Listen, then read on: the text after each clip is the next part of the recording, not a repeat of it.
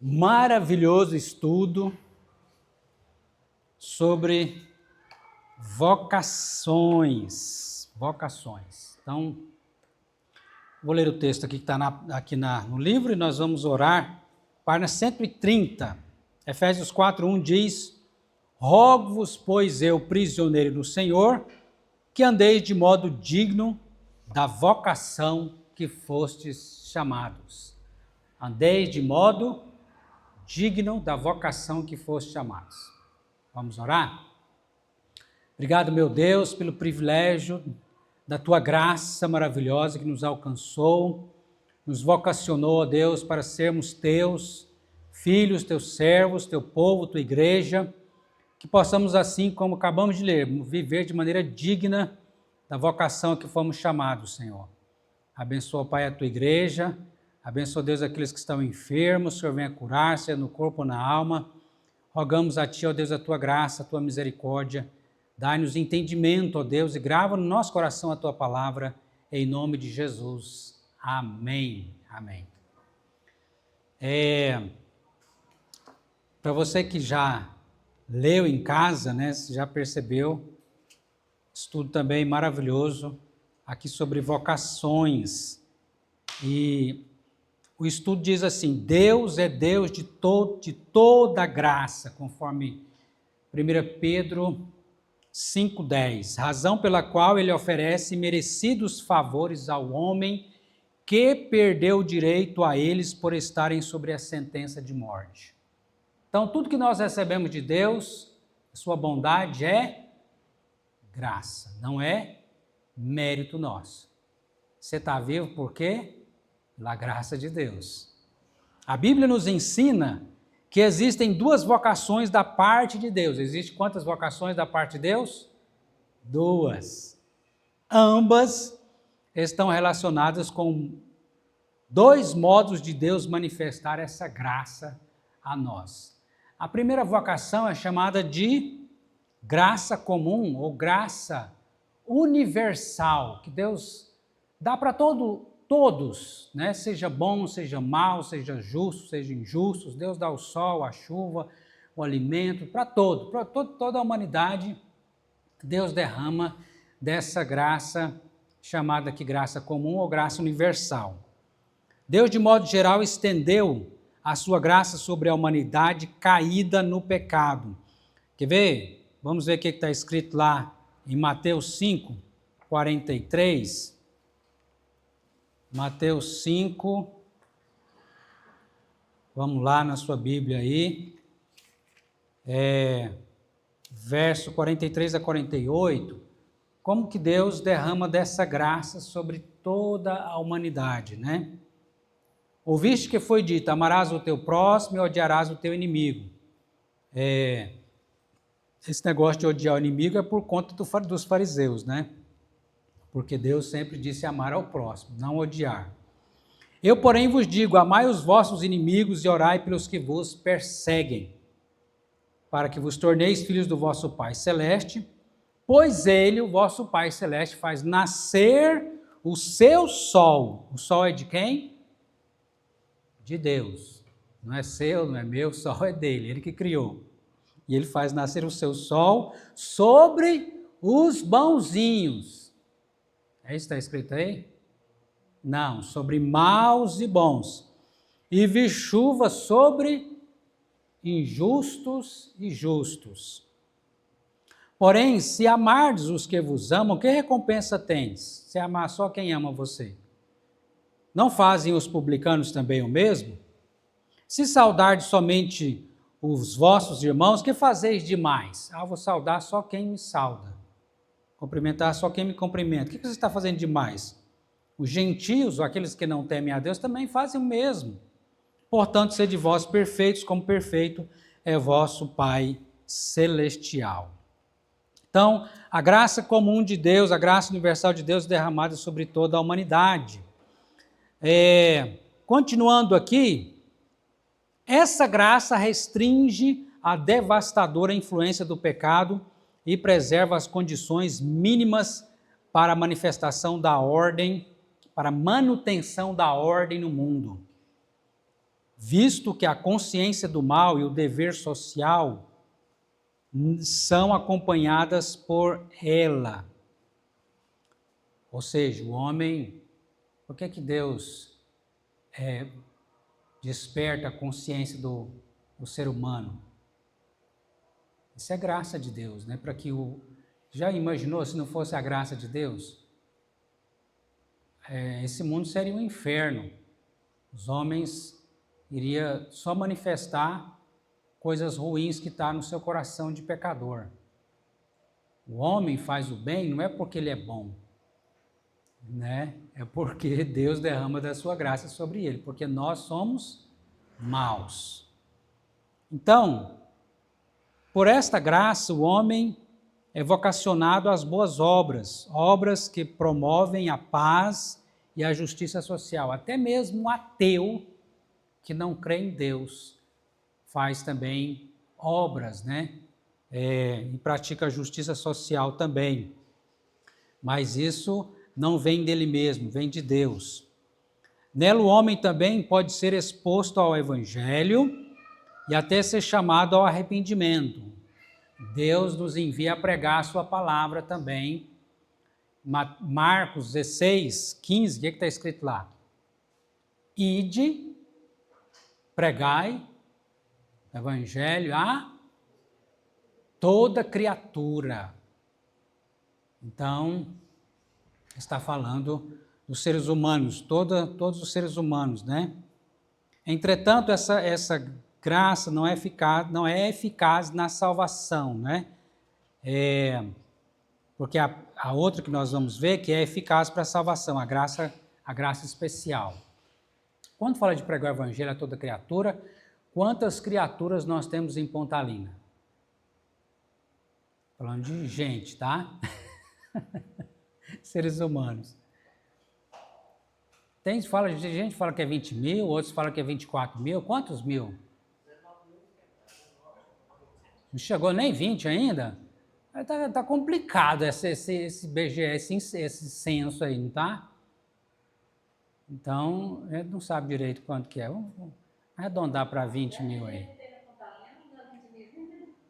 Vamos ver se tem uns... Então, se tiver 20 mil criaturas que precisam de ouvir o Evangelho. E quem deve pregar? A igreja. Só a presbiteriana? Claro que não. Mas a igreja do Senhor, né? Nós temos essas criaturas aqui das quais nós que estamos nesse lugar, estamos responsáveis por elas, né? Aquelas que estão mais longe também, nós podemos alcançar até certo ponto, mas as que estão mais perto da gente, nós temos essa responsabilidade. Amém? Quando ele fala aí de pregai, é opcional ou é uma ordem? É uma ordem? Então, manda quem pode. Você tem juízo? Obedece quem tem juízo. Então, você é uma pessoa ajuizada, então vamos obedecer, né? Vamos aqui para a graça especial. A Bíblia nos ensina também que Deus, de modo particular, estende uma graça especial sobre certos indivíduos. Por que você está aqui hoje? Por causa dessa graça especial. Deus estendeu ela sobre você. Essa graça é eficaz para a salvação, pois remove a culpa e a penalidade do pecado, muda a vida interior do homem e gradativamente purifica da corrupção pela obra do Espírito Santo. Graças a Deus. Vamos ver esses textos aqui? Continuando no texto de Marcos 16, e de pregar o Evangelho a toda criatura. Quem crê e for batizado será salvo. Você creu? Você foi batizado? Você fez sua profissão de fé? Então, será salvo. Quem não crê será condenado. E João 6,44, o que está escrito lá? Vamos ver? João 6,44, depois 16,8. Vai com a sua Bíblia aí um pouco mais à frente. 6,44 diz: ninguém pode vir a mim se o Pai que o enviou não o trouxer, e eu o ressuscitarei no último dia. Então, quem que levou você a Jesus? O Pai, né? Deus, pelo Espírito Santo, abriu os seus olhos para que você conhecesse a Jesus como seu Senhor e seu Salvador. Também, isso é graça especial. João 16:8. Vai um pouco mais na frente agora aí. Capítulo 16, versículo 8. Quando ele vier, está falando de quem? Do Espírito Santo. Quando o Espírito Santo vier, convencerá o mundo do pecado, da justiça e do juízo. Então, a pessoa se converte não é porque ele é bonzinho, vou dar uma chance para Jesus, não, é porque o Espírito Santo nos convence do pecado, da justiça e do juízo. Também o texto de Efésios, né? Vão mais à frente um pouco aí, Efésios 2. Aqui o apóstolo Paulo, no capítulo 2, ele vai, antes do versículo 4, ele vai falando aí da nossa situação terrível, triste, lamentável, horrível, que nós estávamos, né? Aí quando chega no versículo 4, a coisa muda, a história muda. Porque no versículo 1 ele diz que nós estávamos mortos nos delitos e pecados. No versículo 2, ele diz que nós éramos governados pelo príncipe do mundo, Satanás, filhos da desobediência. No versículo 3, ele fala que nós estamos vivendo segundo as inclinações da carne, do pecado, e filhos da ira. Essa era a nossa situação. Mas o versículo 4 tem um mais Deus. Mas Deus, sendo rico em misericórdia, por causa do grande amor com que nos amou, e estando nós mortos em nossos delitos, nos deu vida juntamente com Cristo, pela graça sois salvos. Que graça é essa? A graça especial. Terminar esse estudo hoje, você não pode esquecer isso não, você vai sair daqui com essas duas lembranças, pelo menos, tá bom? Nós temos duas graças, né? Qual que é a primeira? Graça chamada de comum ou universal, e a graça especial. A graça comum é a que Deus derrama sobre todo mundo, seja bom, seja mau, Deus abençoa, né, a humanidade toda. E a graça especial é a graça da conversão. Essa graça chegou na sua vida, é o que está dizendo o texto. Então, juntamente com Cristo nos ressuscitou, Deus te ressuscitou da morte espiritual, nos fez assentar nos lugares celestiais em Cristo Jesus, para mostrar nos séculos vindouros a suprema riqueza da sua graça, em bondade para conosco em Cristo Jesus, porque pela graça sois salvos mediante a fé, e isso não vem de vós, é dom de Deus. Não vem de obras para que ninguém se glorie, para que ninguém venha se gabar. É pela graça a salvação, não é por mérito seu, nem meu, nem nosso. Pois somos feituras dele. Você é feitura de Deus, você foi criados em Cristo Jesus para as boas obras, as quais Deus de antemão preparou para que andássemos nelas. Aí sim, né, as boas obras na nossa vida, um novo viver, novas obras, nova vida. Agora, página 131, continuando aqui sobre a graça, esta graça específica de Deus é dada especialmente pela pregação do Evangelho. Se você voltar um pouquinho aí, no texto de Romanos, capítulo 10, verso 17, olha o que diz o apóstolo Paulo. E assim a fé vem pela pregação, e a pregação pela palavra de Cristo. Então a fé que Deus colocou no seu coração é o Espírito Santo pegando essa palavra e aplicando, é a semente no seu coração, fazendo germinar uma nova vida. A fé vem pela pregação da palavra de Deus, pelo ensino da palavra de Deus, pelo testemunhar da palavra de Deus. Mas não é a minha palavra, mas é a palavra de Cristo. Amém? Então, por isso que a gente tem que anunciar o evangelho, não o meu achômetro, um outro evangelho, não, o evangelho de Cristo. Podemos afirmar que pela graça comum o homem é abençoado por Deus em diversas dimensões da sua vida, mesmo não sendo salvo por ela. Então, na graça comum somos abençoados em várias áreas. Além de abençoado por Deus em diversas dimensões da sua vida, é salvo em Cristo pela graça especial. Uma vez salvo pela graça especial, o homem vocacionado, agora entra também algo interessante aqui, vocacionado das trevas para a sua maravilhosa luz. O que diz lá 1 Pedro 2,9? Vós, porém, sois raça eleita, sacerdócio real, nação santa, povo de propriedade exclusiva de Deus, a fim de proclamar as virtudes daquele que vos chamou das trevas para a sua maravilhosa luz. Está vendo a vocação aí? Vós sois o quê? Povo de Deus, nação santa, propriedade exclusiva de Deus. Ele nos chamou das trevas para a luz. Então, daí descobre outra vocação, a vocação para o serviço obediente a Deus. Preste atenção nisso aqui. Você pode descobrir, alguns já sabem qual é a sua vocação aqui.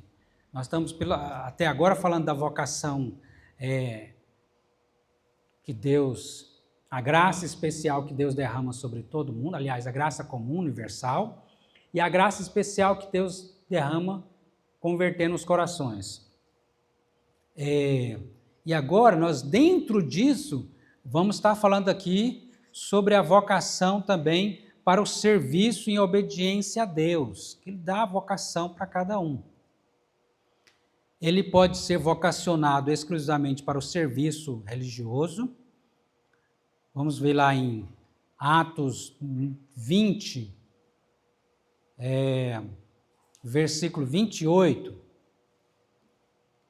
Aqui, o apóstolo Paulo, também no texto depois de Colossenses e 1 Coríntios, vai falar dessa vocação ao ministério, Pastor, presbítero, diácono, os vocacionados na obra de Deus, no serviço, nós chamamos de serviço religioso, Todo mundo achou aí? Atos 20, 28. Paulo fala aí aos presbíteros lá da igreja de Éfeso, Atos 20, 28, diz a palavra de Deus: atendei por vós e por todo o rebanho sobre o qual o Espírito Santo vos constituiu bispos. Aqui a tradução também, no grego, significa pastor ou presbítero, para pastoreardes a igreja de Deus, a qual ele comprou com seu próprio sangue. A igreja de quem? De Deus. E nesses o Senhor escolhe pastores e presbíteros para pastorear a sua igreja,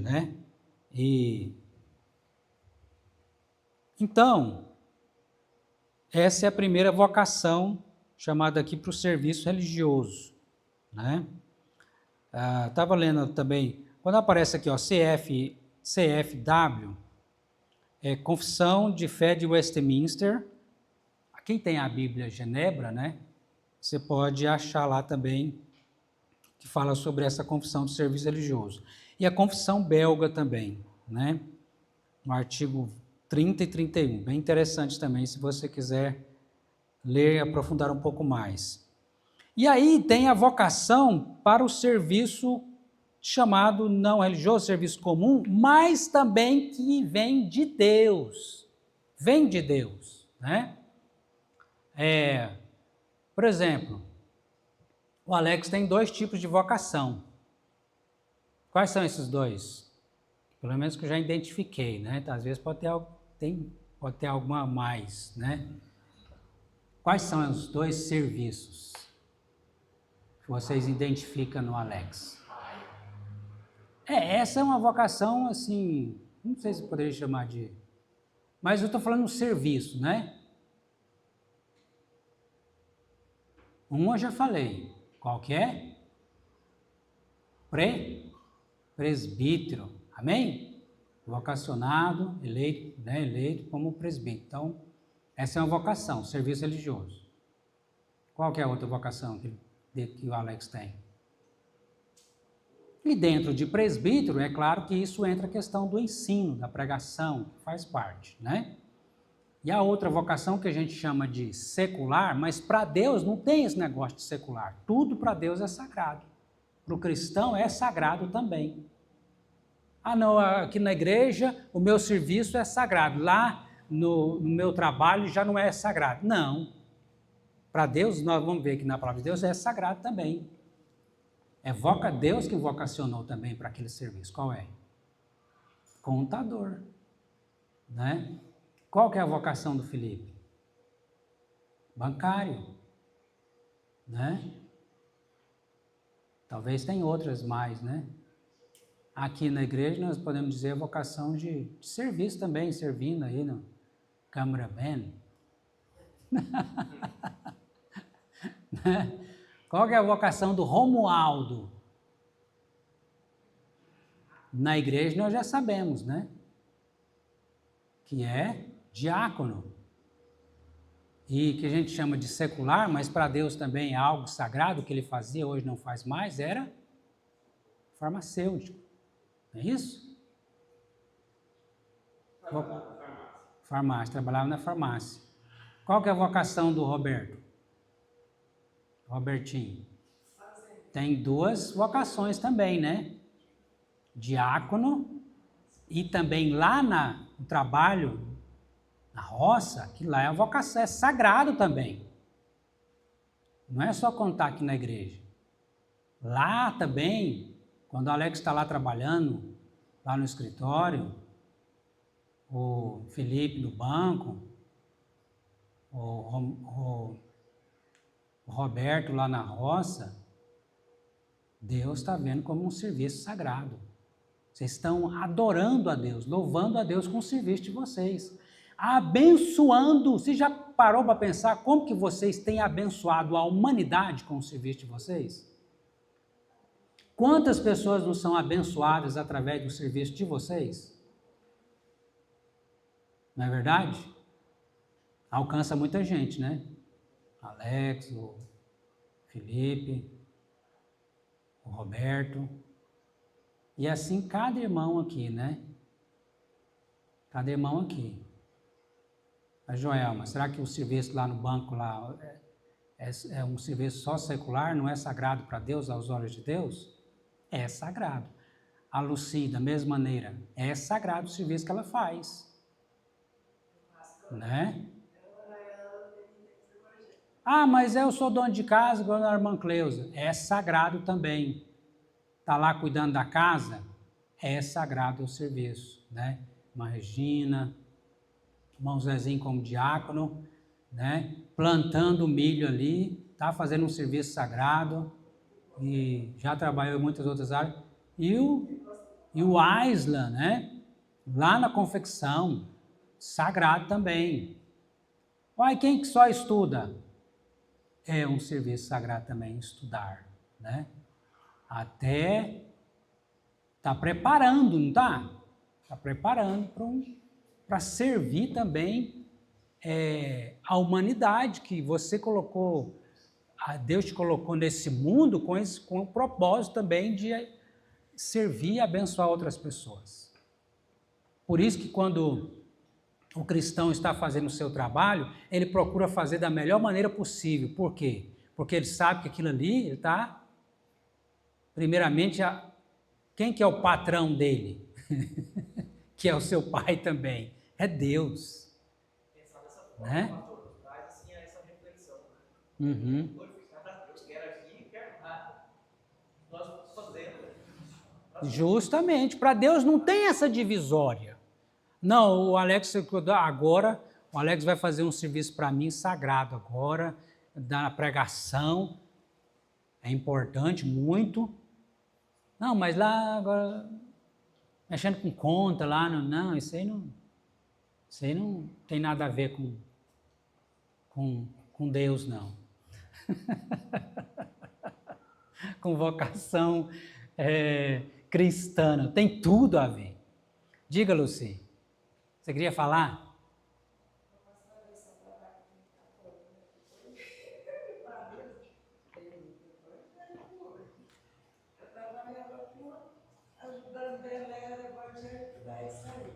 Uhum. Aí entrou a outra evangélica.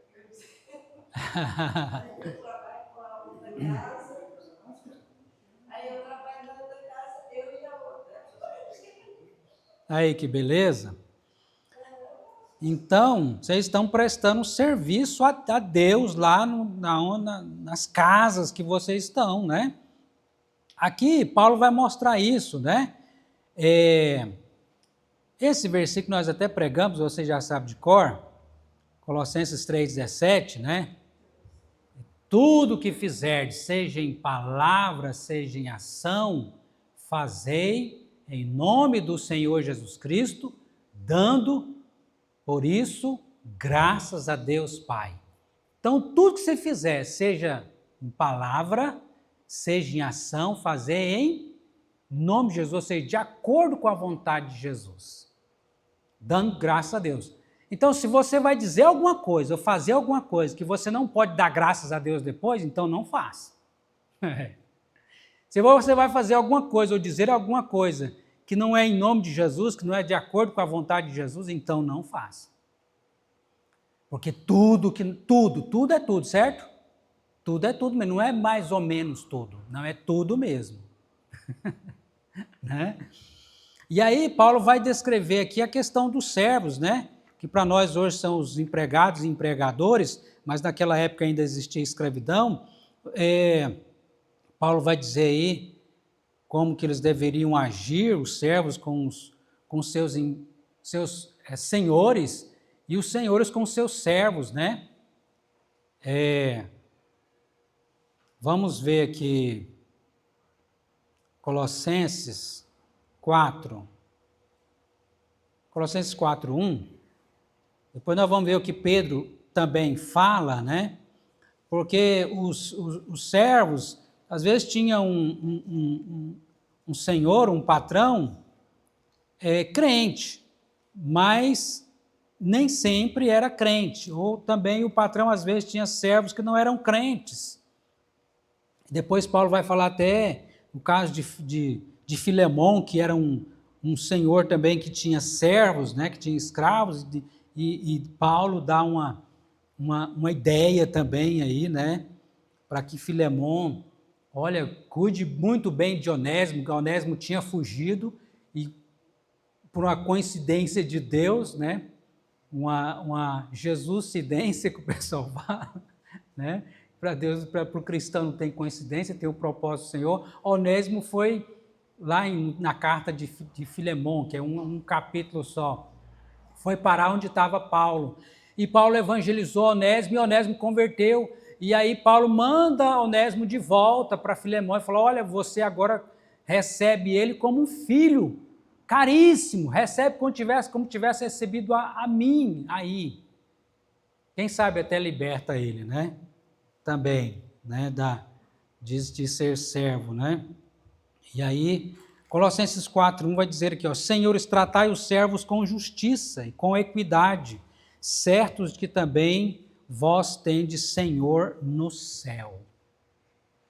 Agora vamos lá em 1 Pedro 2, 18, 19, o que o apóstolo Pedro também fala? 1 Pedro 2, 19, deixa eu ver aqui. Isso, 18, 19. Servos, sede submissos com todo temor ao vosso Senhor. E aqui é o patrão, né? Não somente se for bom e cordato, Ou seja, não só aqueles que são bons, gente boa, mas também ao perverso. Por quê? Porque isto é grato, que alguém suporte tristeza, sofrimento injustamente, por motivo de sua consciência para com Deus. Então, o servo crente deveria dar bom testemunho. E não ser respondão, não ser mentiroso, nem ladrão, né? E porque, acima de tudo, ele está servindo a Deus, né? E é claro que se tivesse a oportunidade também de comprar a sua liberdade, não precisava continuar como escravo também, né? Está entendendo aqui, irmãos, sobre a vocação? Talvez você não imaginava, né, que o seu serviço lá onde você está, aos olhos de Deus, é sagrado, né? Você está prestando um serviço, primeiramente, a Deus. Por influência da filosofia grega, por que a gente hoje tem essa divisão entre sagrado e secular? Por causa da influência da filosofia grega, que remonta aos tempos do nascimento da igreja primitiva. A vida cristã tem sofrido prejuízos por causa do dualismo, distinção irreconciliável entre o estado espiritual e o material, entre o sagrado e o profano, entre o religioso e o secular. Os gregos entendiam assim, aqui a alma é boa, o corpo é mau, né? Tem o sagrado e tem o secular, mas a Bíblia não ensina assim. E acabou que nós herdamos muito dessa influência e na nossa sociedade vê assim, vê só sendo sagrado o serviço religioso. Mas Deus não vê assim, a Bíblia não ensina assim. Esse conflito está na mente de muitos crentes, quando não reconhece o seu dever social ou profissão secular, entre aspas, como expressão do seu dever para com Deus. Raramente, esses deveres são aceitos como desdobramentos da vocação eficaz por admitirem que somente o serviço religioso é o que agrada a Deus. Mas não é. Aliás, você passa mais tempo lá, né, no serviço do que aqui na igreja, não é verdade? Então, qual é a maior parte do tempo que você está adorando a Deus aonde? Aqui ou lá? Lá, né? A Bíblia, pelo contrário, insere todas as atividades do homem, inclui todas as atividades do homem, aí vai entrar naquilo que o Felipe falou, né? Sejam conjugais, sejam essas atividades conjugais, marido e mulher, sejam paternas, pais e filhos, sejam domésticas, até lavar vazia é um serviço sagrado. Lavar banheiro, que poucos gostam de fazer isso, como também as eclesiais, civis, educacionais, profissionais, a responsabilidade que o crente tem por ter sido eficazmente vocacionado por Deus, né? Deus é quem nos vocaciona. Vamos aqui à página de número 32, nós temos aqui 3 perguntinhas para discussão. 132, a página. Como você compreende o efeito da salvação nas rotinas diárias? Houve alguma mudança depois que você foi salvo? Sim? Tem que haver, né? Amém. E depois que você foi salvo na escola, você entendeu a vontade do Senhor? Tinha aqueles que colavam, né? E aí para de colar. Isso é o mínimo, né? Então você compreende os efeitos da salvação na sua vida diária, em tudo, né? Nossa vida diária é afetada. Quando está lá no futebol, quando está lá no campo, onde quer que esteja, né? Segunda pergunta, qual a distinção entre a graça comum e a graça especial? O que difere as duas? A comum é para todos, né? Todo mundo. E a especial é os convertidos. Que diferença há entre as boas obras de um crente e um incrédulo para Deus? Tem diferença? A questão está no coração, né? O crente, ele faz boas obras, deve fazer boas obras com a intenção de glorificar quem? A Deus.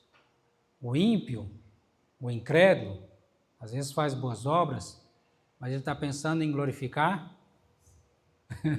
ele mesmo. Ser visto, ser aplaudido, ser reconhecido, né? E nós podemos cair nessa tentação também, né? De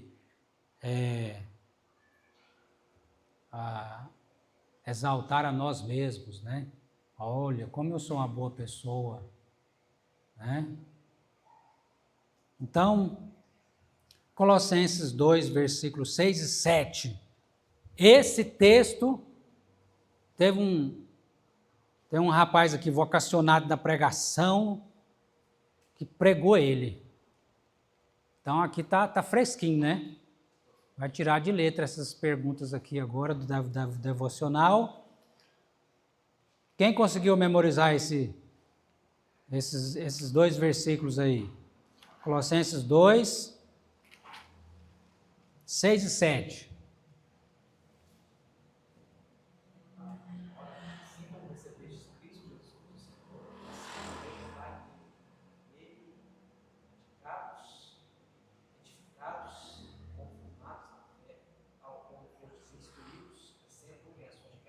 Parabéns! Continue para não esquecer, né? Maravilha. Está fazendo igual o pastor Hernandes Dias Lopes. O pastor Hernandes Dias Lopes vai pregar, ele gosta de memorizar o texto também. Vamos seguir o exemplo. Então, uma memória fantástica que aquele homem tem, né? É impressionante como é que ele grava datas e histórias e conta assim, que é uma coisa extraordinária, né? Agora tem que exercitar, né? Ah, porque ele é novinho. Não. Os cabelinhos já estão branquinhos. Ele fez essa semana, sabe quantos anos de ministério? 40. 40 anos, só na primeira igreja de Vitória, né? 40 anos de ministério.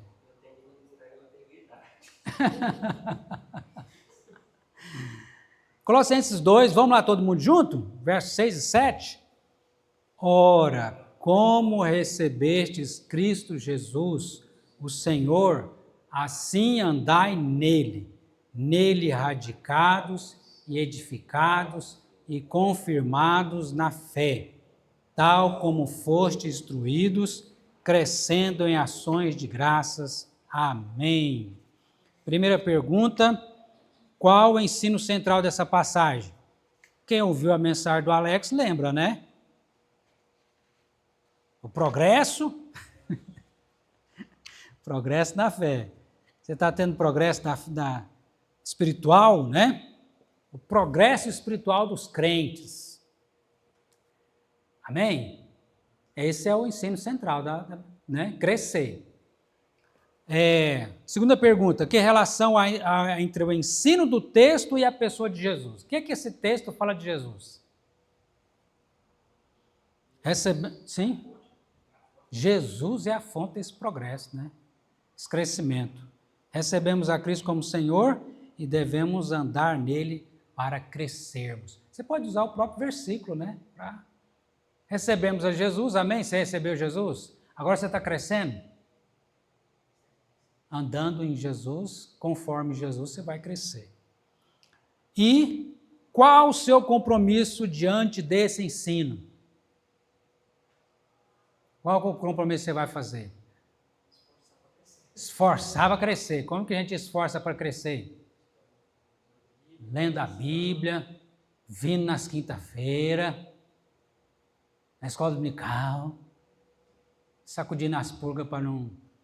de manhã, para vir na igreja. Quem quiser vir na oração também de manhã é bem-vindo, em nome de Jesus.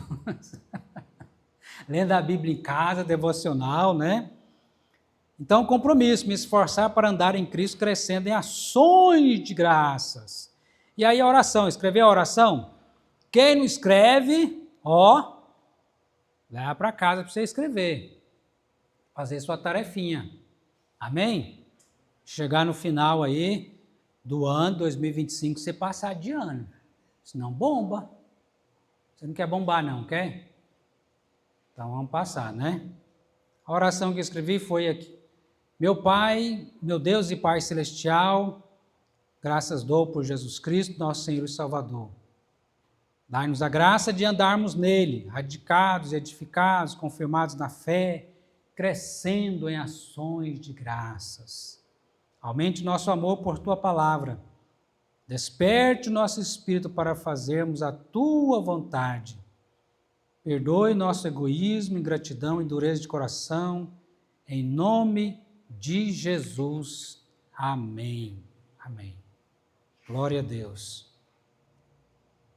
Próxima quinta-feira, se Deus quiser, vamos estar falando sobre relação pactual de Deus. Vamos orar?